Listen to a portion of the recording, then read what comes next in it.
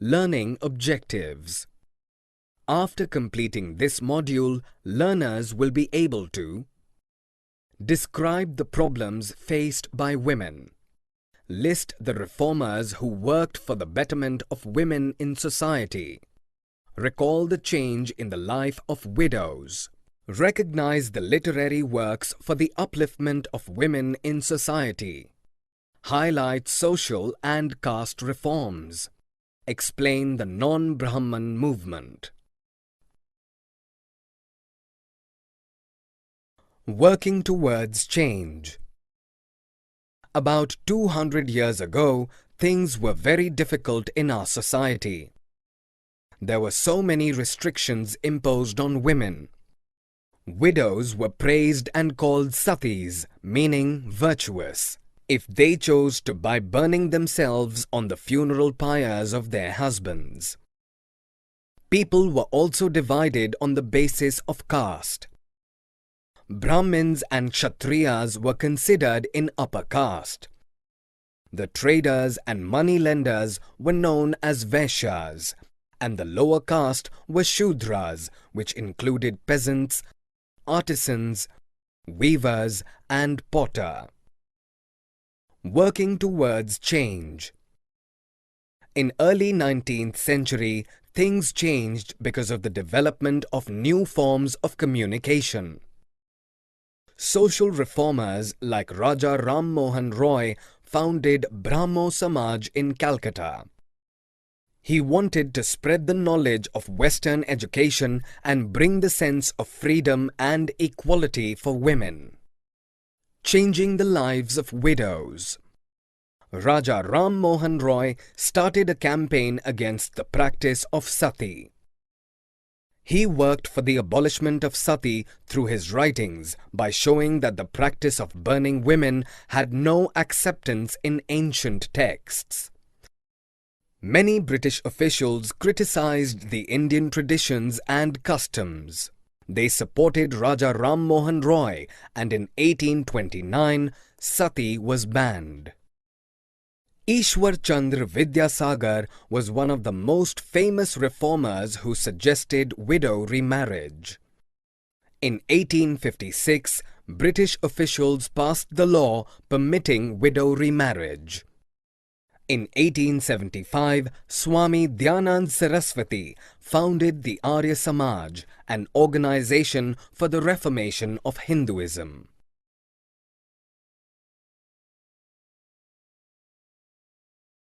Girls begin going to school. Girls begin going to school.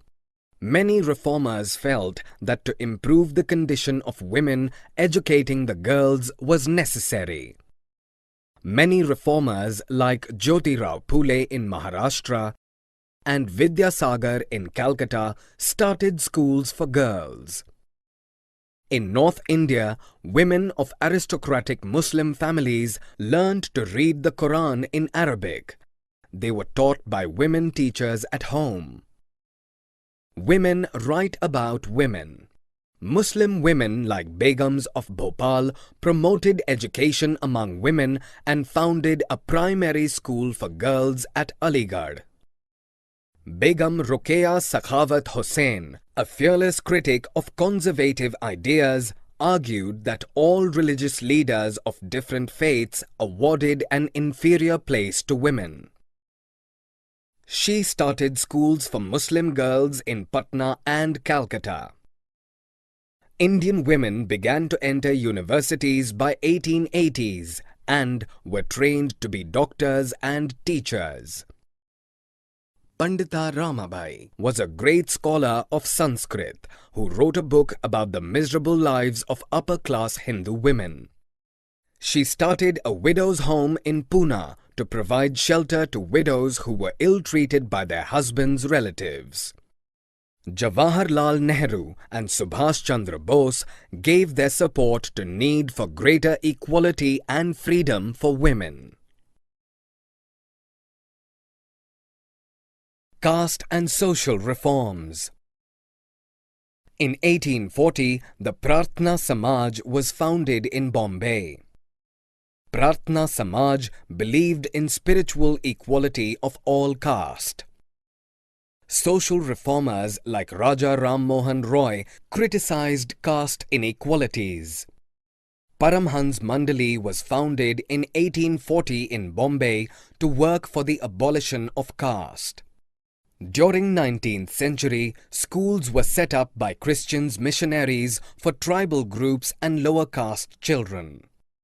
Poor people left their villages and moved to cities in search of jobs. This movement of people resulted in new demands of labor, like roads were laid, new buildings were constructed, drains were dug, cities were cleaned, etc. Lower caste people were given the job of coolie, diggers, sewage cleaners, carriers, etc. in order to fulfill the new demands of labor.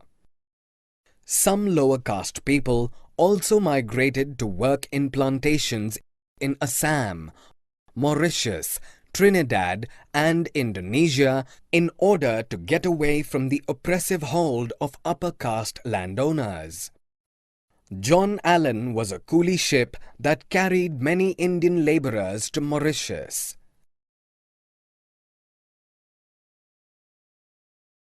Demands for equality and justice. People of lower castes began organizing movements against caste discrimination and started demanding social equality and justice by the second half of the 19th century. Ghasidas, a lower caste, founded the Satnami movement in central India. Haridas Thakur's Matua sect in eastern Bengal worked among low-caste Chandala cultivators. Haridas questioned Brahmanical texts that support the caste system. In Kerala, Sri Narayan Guru of Ezava caste argued against the unequal treatment of people based on caste. According to Narayan Guru, all human belonged to same caste. Gulamgiri. Jyotirao Phule, born in 1827, was known as one of the most vocal low-caste leader.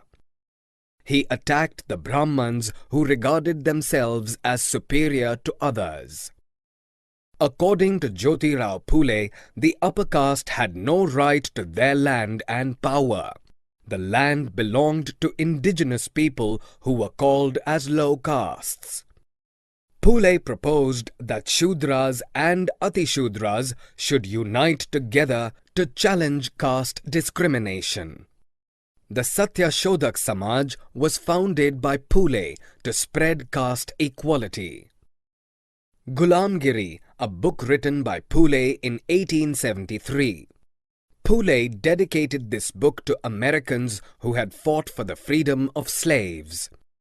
In 20th century, the movement for caste reform was continued by Dr. B.R. Ambedkar and E.V. Ramaswamy Naikar. Who could enter temples? Bhimrao Ambedkar was born into a Mahar family. As a child, he faced caste-based discrimination. Ambedkar started a temple entry movement in 1927 in order to make people realize the power of caste prejudices within the society. Ambedkar led 3 such movements for temple entry between 1927 and 1935. The non-Brahman movement. In Western India, the non-Brahman movement was the strongest in Maharashtra. Jyotirao Phule, who belonged to the Mali caste, was the intellectual head of this movement. His writings and his Satyashodhak Samaj were the foundation for this movement. Later, Shahu Maharaj, who was the Maratha king of Kolhapur, also turned against the Brahmans. The 1920s saw the rise of Dr. B.R. Ambedkar's Dalit movement. In South India, the non-Brahmin movement was called as the self-respect movement. Most of the Brahmins in Tamil Nadu were literate, and so they were able to adapt to the British culture soon. This caused a difference in between the Brahmin class and the non-Brahman classes. In 1916, the non-Brahman movement became a political movement in the Madras city. This led to the formation of a Justice Party, which had representatives from the Muslim religion, Christians, and the Shudras.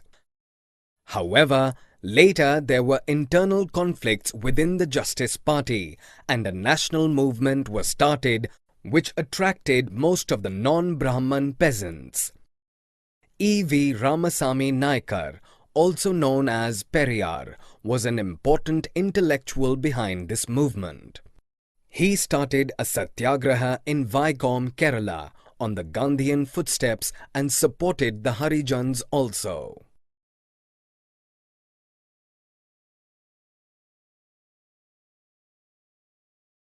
Summary. Let us summarize what we have learned. Widows were praised and called satis, meaning virtuous, if they chose to by burning themselves on the funeral pyres of their husbands.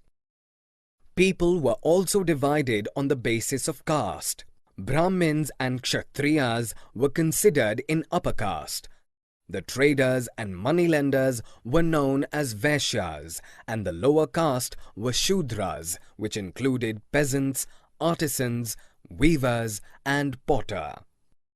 Muslim women like Begums of Bhopal promoted education among women and founded a primary school for girls at Aligarh. Paramhans Mandali was founded in 1840 in Bombay to work for the abolition of caste. According to Jyotirao Phule, the upper caste had no right to their land and power. The land belonged to indigenous people who were called as low castes.